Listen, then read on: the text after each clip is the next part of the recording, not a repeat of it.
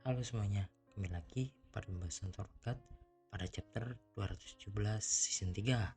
Pada chapter kali ini berjudul Pertempuran di Ruang Jantung part keempat. Baiklah, pada chapter kali ini melanjutkan pertarungan Bam melawan Dumas. Bam yang sudah diberikan saran oleh Black Mars bersiap memanah ke arah jantung milik Dumas yang berada tepat di belakang tubuh Dumas. Dumas yang menyadari dengan cepat bahwa tujuan panah Bam bukan lagi mengarah ke arahnya, tetapi mengarah ke jantungnya. Lalu Dumas bersiap untuk menghalau serangan Bam dengan mengeluarkan sebuah kekuatan di tangannya. Kemudian Bam sudah melepaskan panahnya, tetapi panah tersebut ternyata bukan mengarah ke jantung Dumas, tetapi kembali mengarah ke arah Dumas. Black Mars yang menyadari itu terlihat agak kesal karena Bam tidak mengarahkan ke arah jantung Dumas. Padahal Black Mars akan membantu untuk Aim yang tujuannya ke jantung Dumas. Kemudian Dumas yang menyadari pilihan Bam adalah menyerangnya menjadi sangat respect atas keputusan Bam. Lalu Bam kembali memanahkan panahnya ke arah Dumas dengan kekuatan dahsyat Leviathan. Tetapi serangan tersebut masih mampu Dumas tahan. Akan tetapi memang tujuan Bam memanglah seperti itu. Karena Bam sekarang sambil maju dari arah panahnya dengan kekuatan Leviathan yang mengelilingi tangannya bersiap kembali bertarung jarak dekat dengan Dumas. Di sisi lain, Bam berpikir bahwa Bam tidak akan bisa lari seperti ini. Bam akan menghindarinya ketika Bam harus menghindarinya. Tapi bagi Bam, saat ini belum saatnya. Mereka berdua pun kembali beradu tinju dengan cepat seperti pukulan 1000. Tapi Dumas bisa menahan tiap tinju yang dilancarkan oleh Bam. Serangan demi serangan terus Bam lancarkan. Di sisi lain, Bam terus menyerang. Dia juga berpikir bahwa jika sekarang menyerang jantung milik Dumas, sudah pasti Dumas akan memblokir serangan tersebut. Bam bertekad jika tidak bisa melalui sendiri. Jika Bam mencoba pergi tanpa meninggalkan retak di dinding ini, maka Bam tidak akan pernah mendapatkan hasil yang Bam inginkan.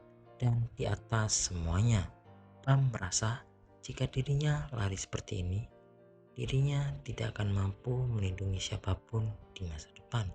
Bam sambil terus meninju dan menyerang Dumas. Tapi tak sampai di situ, Dumas pun sesekali membalas serangan Bam. Meskipun begitu, Bam masih sangat mampu menghindari serangan Dumas dengan lihai. Kemudian Bam diperlihatkan mencoba menyerang Dumas menggunakan kekuatan milik Jinsunga. Meski hanya sekali dan keluar dari sini, Bam dengan kedua tangannya menyerang tubuh milik Dumas. Meski Dumas menahannya dengan lengannya. Tujuan Bam melakukan ini adalah untuk mengurangi atau meredus kekuatan milik Dumas dan tingkatkan kecepatannya. Lalu Bam menggunakan kekuatan naga laut atau bisa disebut Leviathan yang mengelilingi lengan Bam seperti kir. Ternyata serangan tersebut mampu melukai lengan Dumas yang sedang menghalau kedua telapak tangan milik Bam. Kemudian Dumas yang menyadari bahwa kekuatan Bam yang sekarang berbeda dari sebelumnya, dan Dumas merasa serangan ini lebih cepat dan di atas semuanya. Lalu Bam mengeluarkan teknik aliran mundur. Dumas merasakan aliran tangannya yang terkena serangan kekuatan Leviathan menjadi terbalik. Bam pun terus menggunakan kontrol aliran terbalik kepada lengan milik Dumas ditambah dengan kekuatan double palm. Di belakang Bam muncullah bayangan Leviathan mengelilingi tubuh Bam. Bam terus-menerus melakukan teknik yaitu perforation teknik dan juga floral butterfly wave eversion. Dumas yang merasakan serangan Bam menyadari bahwa satu sisi tubuhnya sepenuhnya tidak bergerak saat ini. Dumas pun kagum terhadap Bam karena Bam telah berjuang dengan niat memenangkan pertarungan dengannya, dan itu sangatlah hebat bagi Dumas.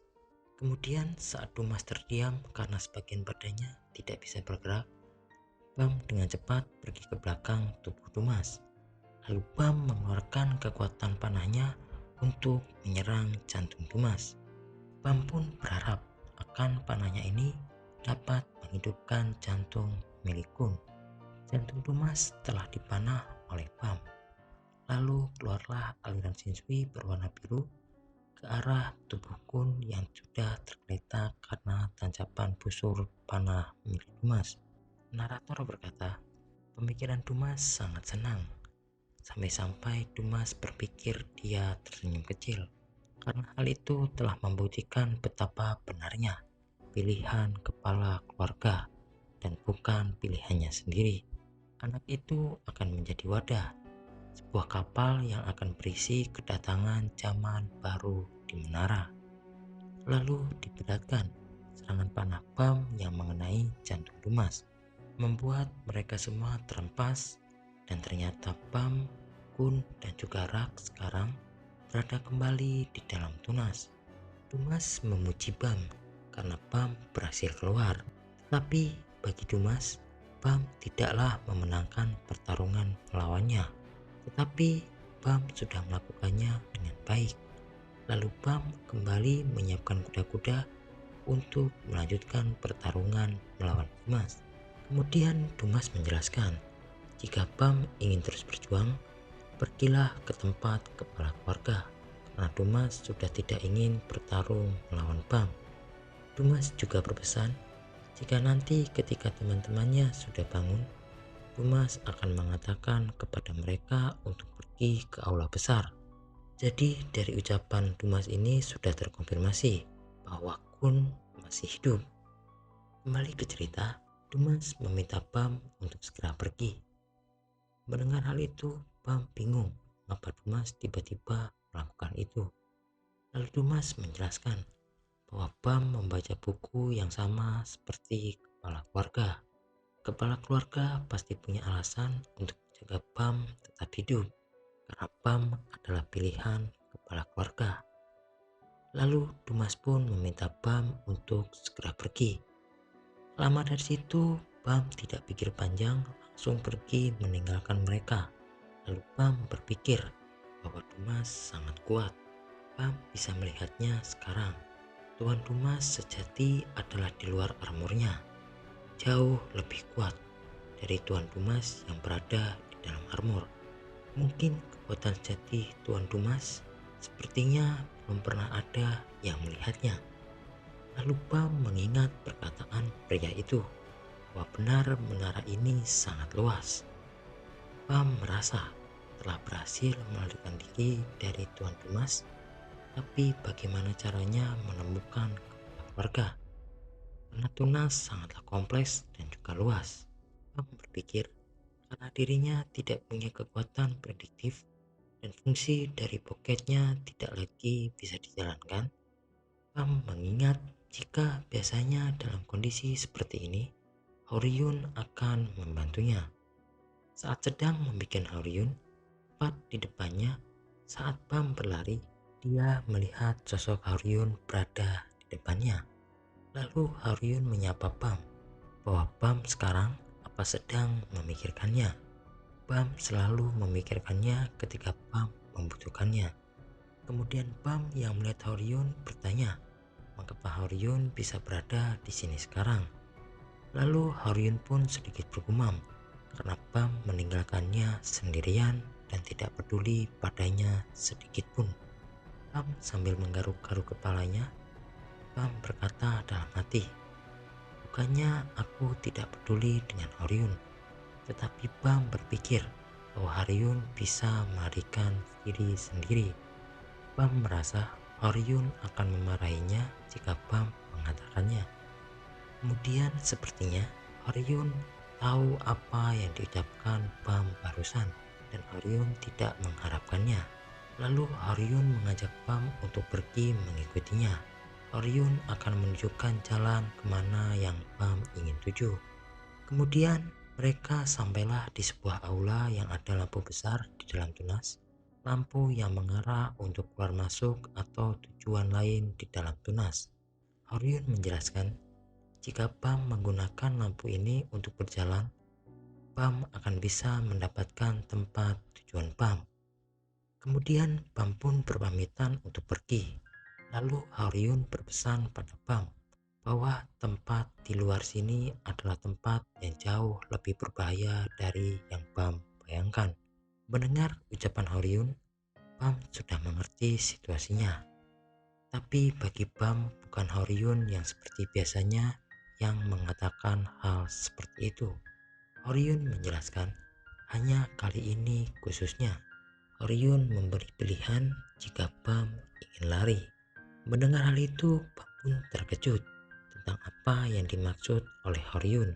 Bagi Bam, semua jalan yang telah dia jalan bersama Horion adalah pilihannya sendiri.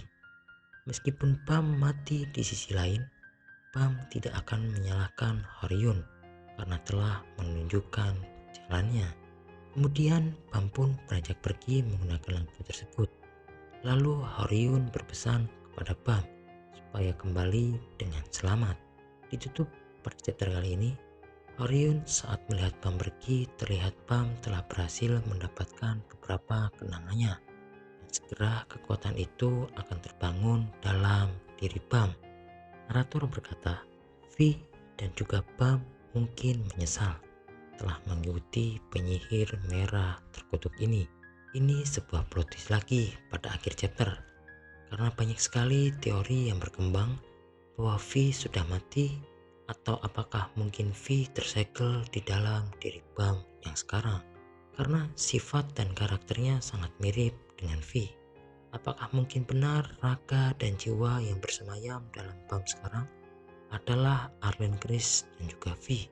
Di sisi lain, pada chapter ini mungkin membuat V dan juga Bam akan menyesal karena mendengar ucapan dari penyihir merah terkutuk ini sebagai pemandunya yang menaiki menara. Jadi apa yang sebenarnya yang telah terjadi pada V saat bersama Horion? Kita dipaksa untuk menebak dan memprediksi setiap misteri-misteri baru di cerita Tower of God ini. Jadi untuk kalian yang mempunyai teori atau memprediksi, tulis di kolom komentar ya. Baiklah, sekian pembahasan Tower of God pada chapter kali ini. Terima kasih dan sampai bertemu di next video. Bye bye.